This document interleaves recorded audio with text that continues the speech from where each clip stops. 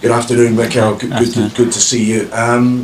You bring great momentum into this game, obviously, after the win at the weekend. Squad-wise, are you, barring the long-term injuries we know about, more or less full strength for this? And are you minded, given who the opponents are, not to rotate so much? Are you looking to field a full-strength team? No more news on the team, especially no more injuries. Obviously, the 2 recruitments that we already made in this window, and big match, big test for us against, in my opinion, the best football team in the world, and looking forward to it because it's going to tell us a lot about where we are. In terms of your thinking, you talk about the new signings. Leandro Trossard came in and had a real impact. Is he coming into your thoughts in a strong way for this match? And what would you say? You talked about his flexibility, but how quickly he formed relationships on the pitch against United. That's what I like about him. That I see a player that is willing to make things happen, and he's really composed, especially in the final thirds, and it's something that we needed to add to the team, and straight away had a beautiful impact in the team to help us to win it. He has flexibility. Jakob Kivior, who you've also brought in, can play in a couple of positions to maybe supplement the midfield. Just in terms of your squad now, with the transfer window drawing to a close, does he give you enough cover? Might there be more acquisitions before the end of the window? Well, he gives us more cover. Obviously, we've been with 3 central defenders for the first part of the season, which is very, very short. We've been lucky with injuries, but we needed to recruit in that position. We've done it. Jakob, as you said, is playing different roles and is a versatile player, and is going to strengthen the team. And if anything else is available that can make us better, we'll look at it. We've had to wait, obviously, for yourselves and City to meet this season. Obviously, you and Pep go back a long way, have a long association. You keep in touch, I know. Has anything changed in the dynamic over the course of this season as you know, your team and his look that they're locked together to fight for the championship? Well, I always hoped that was going to be the case one day, and it's happening this season. Obviously, that's not going to change any friendship, the moments that we have, how important he is in my life, how important he is in my profession. But yeah, we are both willing to win and defend our clubs the best possible way, and that's always been the case since day one. Yeah. I was just thinking, coming here, asking myself the question, are the 2 best players or most influential players right now in the Premier League Norwegian? And I'm wondering if your Norwegian's giving your defenders any tips on how to cope with their Norwegian. No, I think there are 2 players that they are in top form at the moment, but I think they have, and we have as well, other players that they are in a great place, and they are very, very important for the squads. Yeah, I mean, Eddie Nketiah, talking about him, you know, people tipping him for England now. Can he sustain the level he's at, do you sense? Well, that's a challenge that we all have, and not only Eddie, to be not only at that level, but a better level every single day. And Eddie's been very consistent. I think he has surprised a few people the way he has responded to the huge challenge and demands that he had, obviously, after Gavi got injured. But we are positive that he can still get much better, evolve, and still continue to develop. Just one last one from me, Mikel. You're animated on the touchline. Pep is also an animated manager on the touchline. There are others. Do you think there's been a bit of an undue focus on yourself? I mean, you got the booking in the United game. Are we all making too much of that? We would like to see the passion. Has there been too much of a focus on you personally, do you think? I don't know. I focus in things that I can do better. For sure, there are things that I can do better. Let the referees take the game and be in charge of that.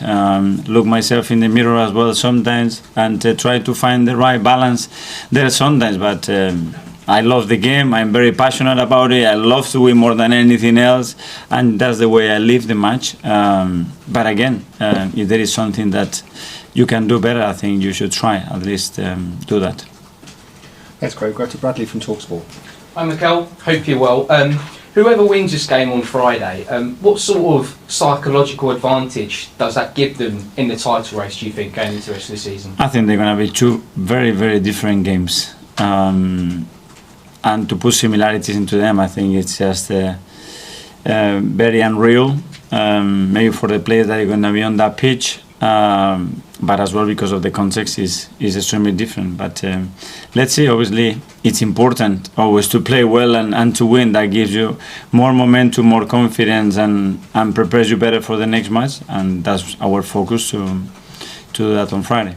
And there seems to be a real change in mentality in this Arsenal squad, especially this year. And I think perhaps that game at the weekend in previous seasons, an Arsenal side might not have won that game. So what have you done behind the scenes to change the mentality and make this squad really united and have that real winning mentality and strong desire to win every game this season? I think the key word probably would be belief. Not only our belief, but the staff belief, players belief, the atmosphere that we created with our people at the stadium. You could sense it even 1-0 down that we could still go and win it.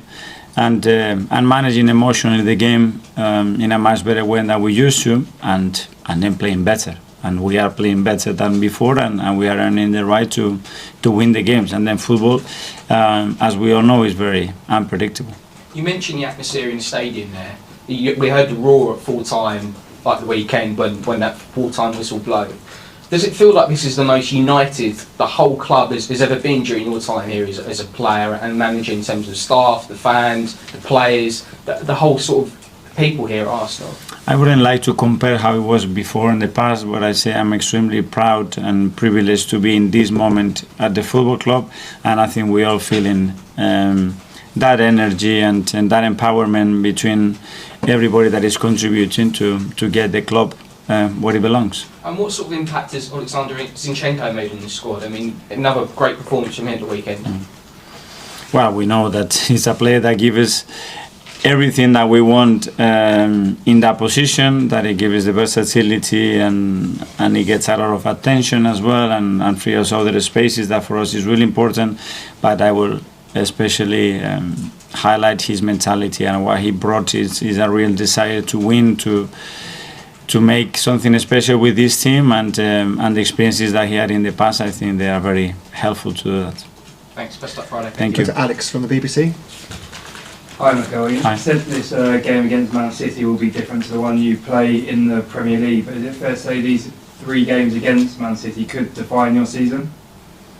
Well, I don't know. Well, it would define them, obviously, because if we are able to win on Friday, we'll go to the next round, and they won't. And if they beat us, that will be the opposite way around. So, obviously, it's a competition that it's really important for us, that is very attached to our club and our history, and I will define a moment, that's for sure. You said that you always dreamt of competing with City, one of the best teams in the world. Are you further ahead than you thought you would be in competing with them earlier than you planned? I don't know, but obviously this league brings you incredible challenges. You have the best coaches in the world, the best coach in the world, and to be at that level, you have to reinvent yourself. You have to find other ways of doing things to try to compete with them, and that's where opportunities come as well. And we are in that pathway, understanding that we haven't done anything yet, and there is still a lot of things to improve. And we'll go to Kaya from Football London. Mikel, will Mohamed El Neni be available for the game on Friday? I don't think he will be. Obviously, he had some issue in his knee that we are assessing at the moment, and I will have to see how he evolves in the next couple of days. Is there a concern, because there have been some whispers that he could be out for the rest of the season? Is there any truth in that? Well, there are concerns, especially Mo, that is a player that he never complains about anything, but let's see. Now you brought in Jakob Kivior as well. You've got potential cover in midfield. Do you feel like you've got enough in midfield, or do you think you'll need to bring someone else in? Well, we need some more cover in midfield, ideally, if we can, but obviously in this market it's pretty complicated to do that. But as I always say, the most important thing is that we get the performances and the time on the pitch that we need with the players that we have available today that are already really good. Mark from PA. Hi Mikel, you mentioned your relationship with Pep. Does it make it even more special for you on a personal level that you're putting your wits at the top of the table against someone you've worked with and you're so close with? I would prefer to do with someone else, to be fair, because I want the best for him, generally the best for him, and obviously when you are challenging with somebody like this, something comes in between of that. So it's a strange feeling, is what it is, and that's our challenge. When you went to Manchester City in the summer and you got Gabby and you got Zinchenko. How did Pep react to that, to those deals going through? And then those That was done, I think, in a really nice way between the clubs, especially obviously between us as well personally, because you have to do that respectfully, and it was all agreed by everybody, as you have read and hear many times. So it was a three parties decision. If not, they wouldn't be here, that's for sure. And just finally, the situation at the moment at one of your former clubs, Everton, off the field and on the pitch, does that make you sad for someone who's got such an affiliation with the club? It does, because it's a club that I love so much, that I'm very grateful and very attached to, and I just hope that they can get where they deserve to be, and they can get things moving and fast and get everybody on board again, and hopefully get out of this situation. Okay, last couple in the live section. Firstly, Charles from Goal.com. Hi, Mikel. Gabriel Jesus was speaking at the weekend, and he seemed to suggest that he was going to be back playing in sort of 4 or 5 weeks. Is that the time frame that we're beginning to look at now with him? With him, I don't know. He wants to be next week, but it's totally unrealistic. But he's pushing and driving everybody there to the limits. I cannot give you an answer. Hopefully, it will be weeks and not months. But it was a serious injury, and we need to respect that process as well. He was on the touchline at full time at the weekend, and when Eddie came off, he was there waiting for Eddie. Of course, he's sort of filling the void left by Jesus. I mean, is he still playing a massive impact sort of behind the scenes in here? He's been incredible with the boys, with the staff, with everybody around it. His energy, how positive he is towards the boys, and he's always giving them advice, always next to them. He doesn't want to be in the front line. He's been terrific. Yeah. And we'll go to Gamal from Kuwait TV. Hi, Michael. Hi. This is one of the most important game. Even in prediction, expect Arsenal will win. Even Guardiola himself said Arsenal is more favorite. And my second question, it's 19 games. You have 50 points and 1 game in hand. All the 3 teams did it and won the Premier League. How this will inspire you and your player to continue and win this title? What we are doing is it gives enthusiasm and hope. To dream, but we know the reality is that it's half of the season still to play for, and this in the Premier League, it's a hell of a lot of a story. So it's still a lot of chapters still to be written, and we need to go very closely, looking day by day what we do. What is our expectation? You are